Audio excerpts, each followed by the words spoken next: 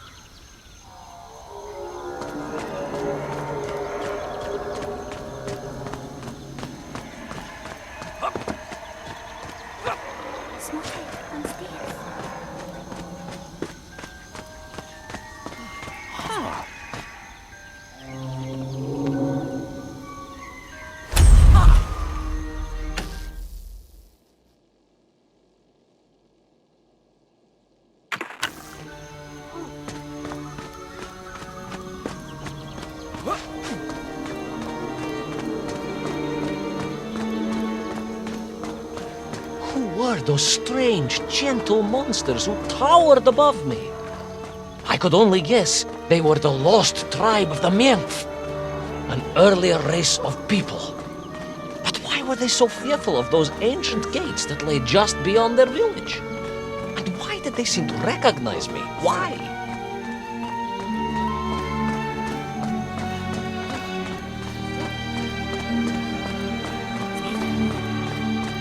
Yes, I'm also wondering why. No, a как же, General? Who was I to question such things? Trapped as I was deep underground. I was more curious, I must admit, about the location of little Orpheus.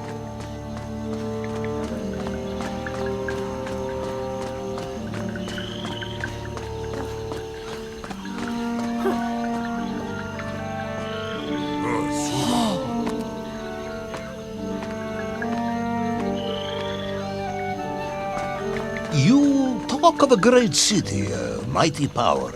Yet your nymph squatted like savages in huts at its boundary. They did. And the answer to that mystery lay beyond my grasp at that point. Because it was... Auntie Masha's travels once took her to Chetura, where she was trapped in a cable car suspended over the Oscilia of River Quirilia for 6 hours with a hairy manganese entrepreneur. It led to a brief but passionate affair, according to her wonderful diaries. It truly was.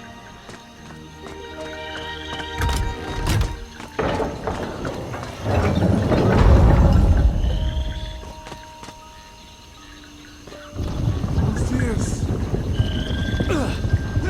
It's on!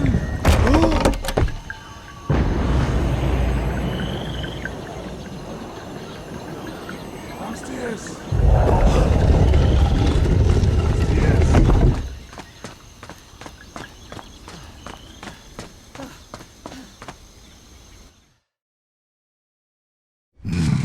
The lost city of Agartha. I hope I may one day see it myself. Oh, General, if only you could. Unfortunately, as I shall explain, should you seek Agartha now, you wouldn't find it. It has been utterly destroyed.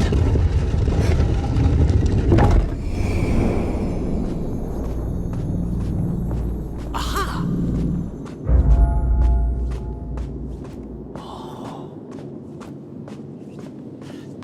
Utterly destroyed? Utterly, General, a tragic loss. A convenient loss. I imagine archaeologists weeping as I tell you. But most importantly, before we continue, you must understand one crucial fact about its destruction. Which is? It wasn't my fault.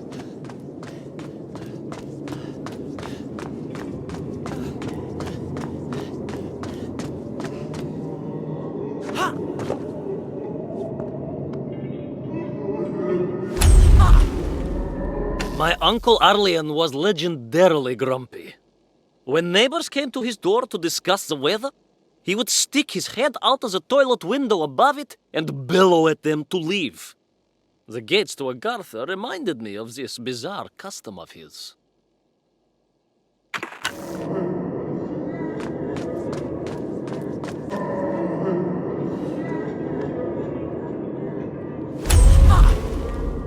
But are you sure? I said. It really does smell extremely doggy. And the seat is disagreeably small and cramped. And this aperture on the dashboard near the signal control button is, well, bone-shaped. Nonsense, they cried. What kind of fiend would send a man to the center of the earth in a capsule designed for a suitcase-sized dog?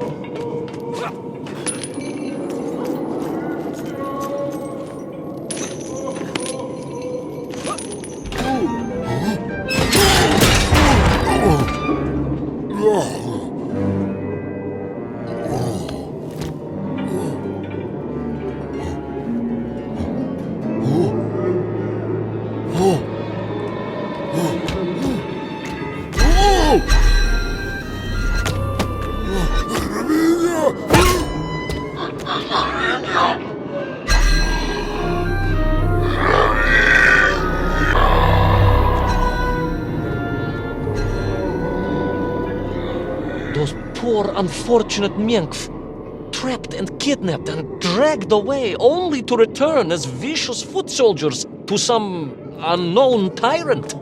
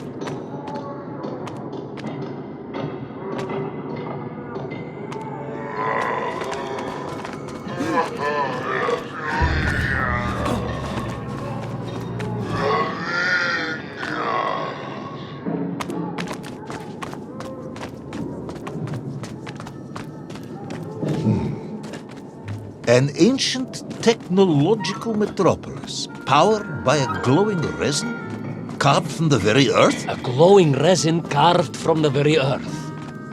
Do you Proceed, General. I fear you are about to enlighten me. They were a clever bunch, those Agarthans. A tragedy that I only saw a fraction of their grand plans before the city was destroyed.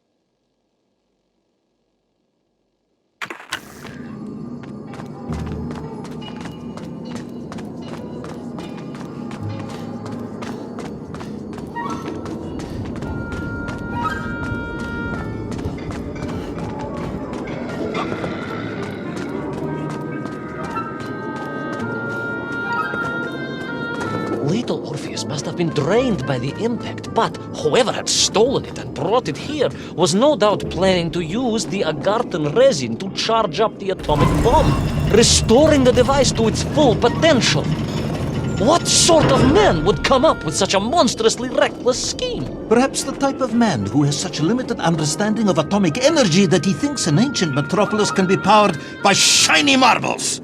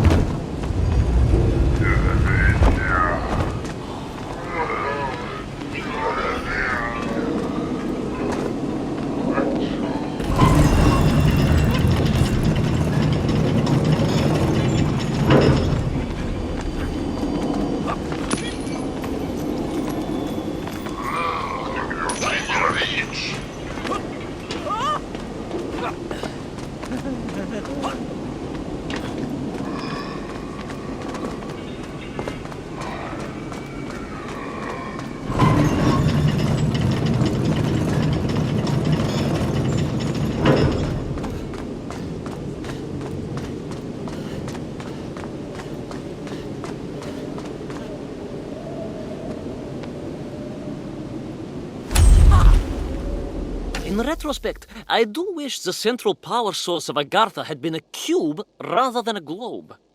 It would be far easier to run from a cube, as they don't tend to roll as well.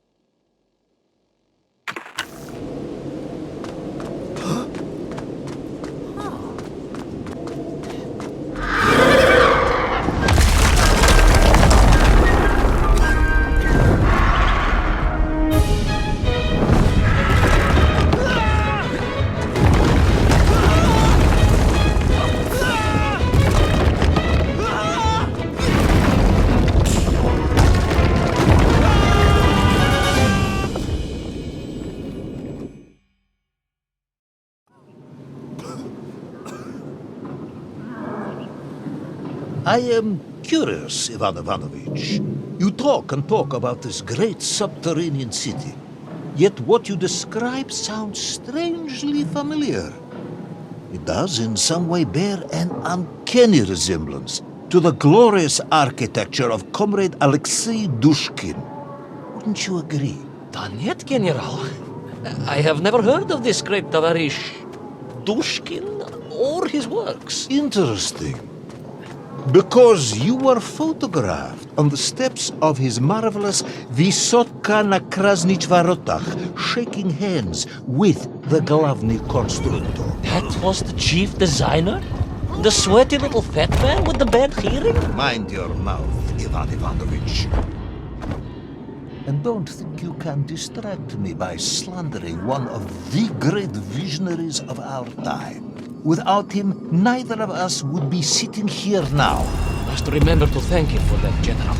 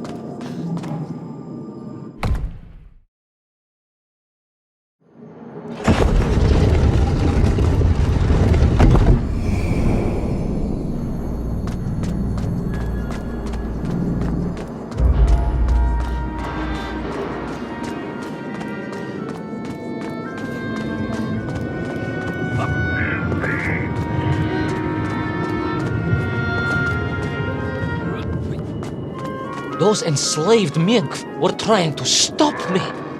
I was sure of that now. I find myself sympathizing with them, I must admit. No, General, then I have failed to win you over. Uh-huh. A point of agreement at last.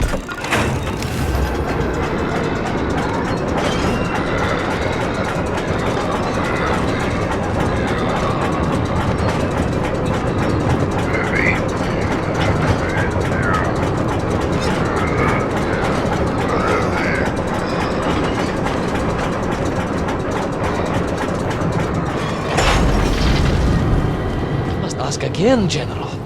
Are you mocking me? That would be unprofessional, comrade. I will try harder to convince you then. It is, after all, a cautionary tale of unleashed tyranny. It is a cautionary tale of unleashed idiocy. But please, do continue.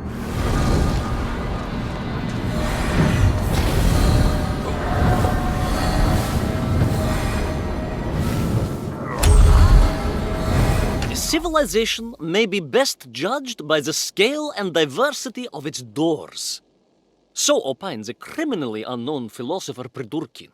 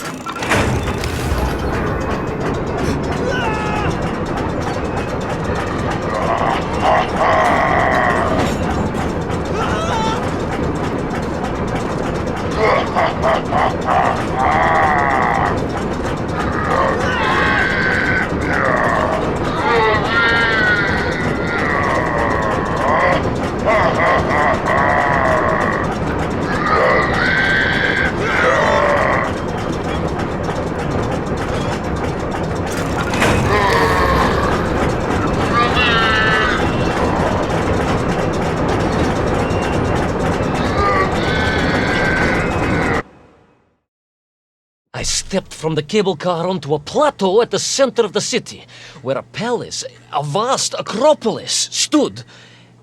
I was reminded of Chelyabinsk Sorok. May I ask how you know of Chelyabinsk Sorok?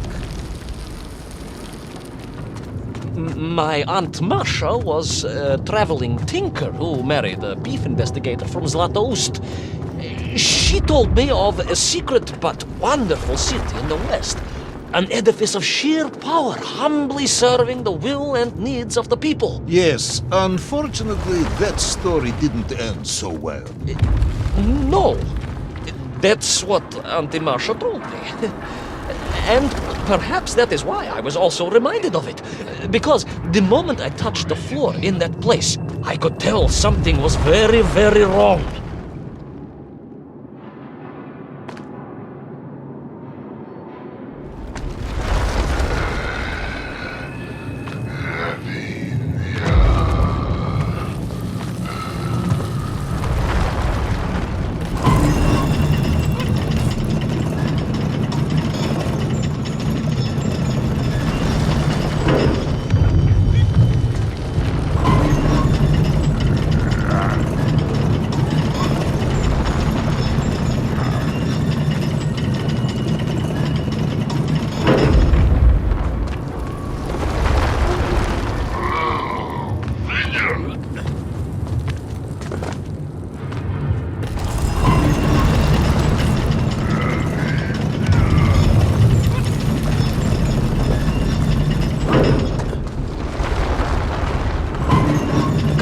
Began to shake alarmingly, and the whole city felt as if it was shuddering. I could only imagine what I would find at the heart of the vast temple. If it isn't a giant glowing marble, I'm going to be very disappointed.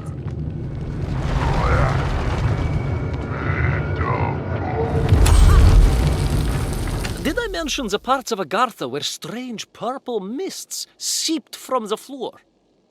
I didn't? A terrible omission! Прошу прощения!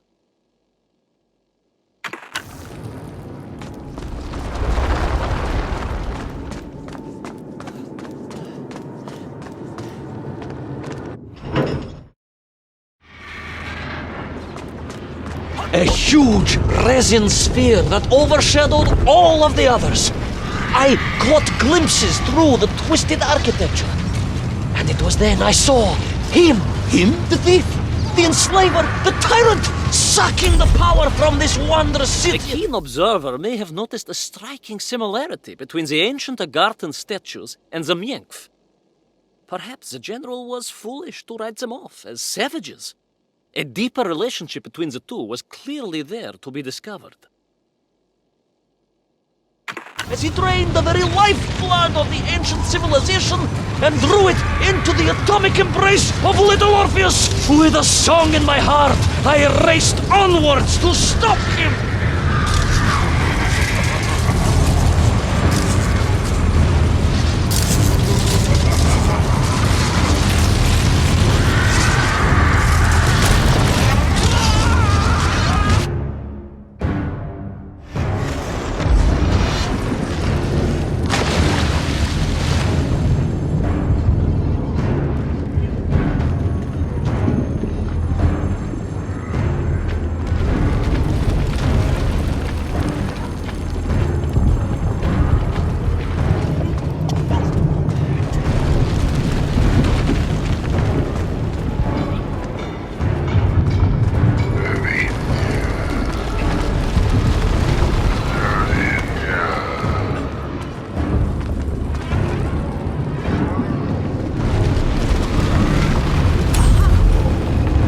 Cousin Pavel once claimed to have met a Mienkf whilst looking for mushrooms in Aktau. Oh, of course he was lying. They all lived underground. I found them to be a truly gentle and civilized people, not the hairy brutes of myth.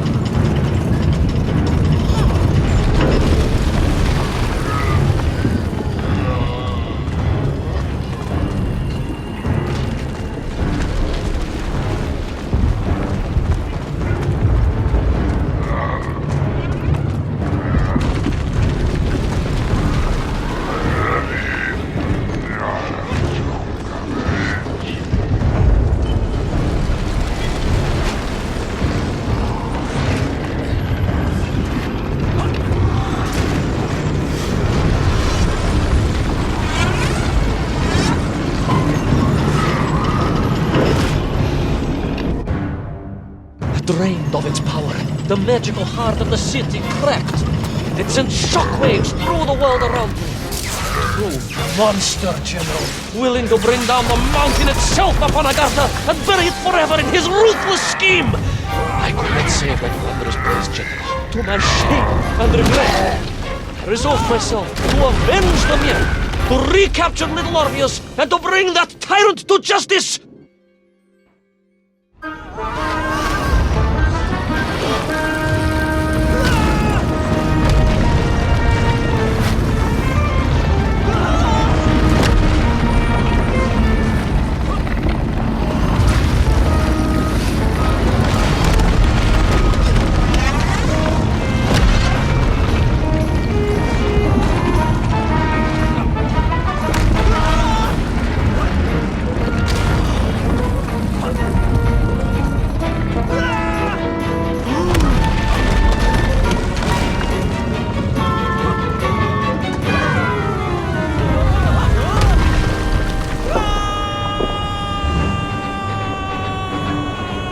Will our plucky yet careless hero fall forever through those unknown skies? Will he discover the identity of the brutal thief commanding the army of the Menkf? What chance does he have of ever returning to his beloved homeland? How long can the General's patience last? All of these questions and more will definitely be answered in the next exciting episode of Little Orpheus!